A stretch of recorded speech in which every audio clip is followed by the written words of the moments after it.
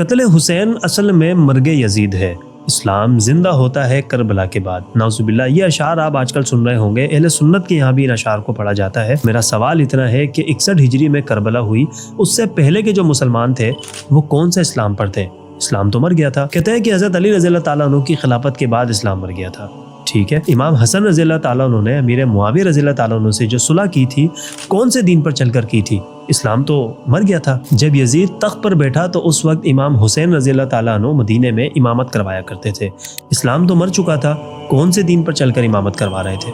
جب یزید نے اپنے گورنر کو بیعت لینے کے لیے بھیجا، امام حسین مدینہ چھوڑ کر مکہ چلے گئے۔ سوال یہ ہے کہ اسلام تو مر چکا تھا، کون سے دین کا پرچار کرنے مکہ گئے تھے؟ صرف یہ اشعار غلط نہیں ہے، بلکہ وہ انداز غلط ہے جو آج لوگوں نے اپنا لیے ہے۔ سارا سال یورپین کنٹریز میں عیش و آرام کی زندگی گزارنے کے بعد 10 دن سال کے پاکستان میں آتے ہیں اور اہل بیت علیہ الصلوۃ والسلام کے نام کو کاروبار بناتے ہیں اور پھر واپس چلے جاتے ہیں۔ اس کا خمیازہ یہ ہے کہ آج اہل بیت علیہ الصلوۃ والسلام کا نام مظلومیت کا ٹائٹل بن چکا ہے۔ لوگ ان کی بہادری کو نہیں، ان کی مظلومیت کو یاد کرتے ہیں، اور یہ کاروبار صرف پاکستان میں چلتا ہے اور دنیا میں کہیں نہیں چلتا۔ واقعہ کربلا واقعی بہت بڑا ظلم ہے، باقاعدہ ظلم کی داستان ہے۔ آل رسول کو شہید کر دیا گیا، اس سے بڑا کیا ظلم ہوگا؟ لیکن اگر اس سے پیچھے بھی چلے جائیں تو یہ ذاکرین اہل بیت کو صرف مظلومیت سے ہی جوڑتے ہیں۔ حضرت علی رضی اللہ تعالیٰ عنہ کی اگر بات کریں، جن کے نام کے آگے حیدر کرار لگتا ہے، جنہوں نے بدر، خندق، احد کے اندر اپنے جوہر دکھایا، جنہوں نے خیبر فتح کیا، آج بھی یہودی خیبر کو نہیں بھولے۔ یہ ذاکرین ان کو بھی ہمیشہ مظلوم دکھاتے ہیں کہ ان سے خلافت کا حق چھین لیا، وہ مظلوم ہے۔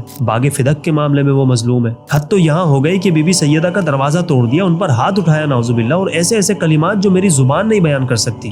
اتنا مظلوم بنا دیا ہے کہ ان کی حیات مبارکہ کے اندر بقول ان کے وقت کا خلیفہ بی بی سیدہ پر ہاتھ اٹھاتا ہے، دروازہ توڑتا ہے، اور نہ جانے کیا کیا الزامات لگاتے ہیں، اور حضرت علی خاموش، بلکہ ان کے وزیر بنے ہوئے ہیں، کوئی احتجاج ریکارڈ نہیں کرواتے۔ اتنے مظلوم۔ میں یہاں کوئی شیعہ سنی کی بات نہیں کر رہا، میں اپنے شیعہ کمیونٹی کے لوگوں سے بھی کہوں گا کہ ممبر حسین پر ان ٹک ٹوکروں کو یا ان ذاکرین کو نہیں بلکہ علماء کو بٹھائیں، جو آپ کو اہل بیت علیہ الصلوۃ والسلام کی بہادری، شجاعت کا درس دیں، تاکہ لوگ ان کی بہادری کو سن کر بہادر بنے، نہ کہ صرف مظلومیت کی داستان سن کر خود کو کمزور محسوس کریں۔ یہ جو ٹک ٹوکر ممبر حسین پر بیٹھ کر بندروں کی طرح ناچتے ہیں، ان کا دین اسلام سے، اہل بیت سے کوئی تعلق نہیں ہے۔ مجلس پڑھنے سے پہلے آپ ان کو چیک کریں۔ آپ کی اپنی کتابوں میں لکھا ہے کہ جب امام حسین علیہ الصلوۃ والسلام کو شہید کیا گیا تو ان کی داڑھی مبارک خون آلودہ تھی۔ اب جو شخص اپنے چہرے پر سنت حسین نہیں سجا سکتا، وہ باقی زندگی حسینیت پر کیسے گزارے گا؟ بس اتنی سی جانچ پڑتال کرنی ہے، یقین جانیے یہ ممبر حسین ان ٹک ٹوکروں سے پاک ہو جائے گا۔ حقیقی معنوں میں غم حسین میں ڈوبنے والے کو یہ بھی ہوش نہیں ہوگا کہ وہ بیٹھا ہوا کہاں ہے۔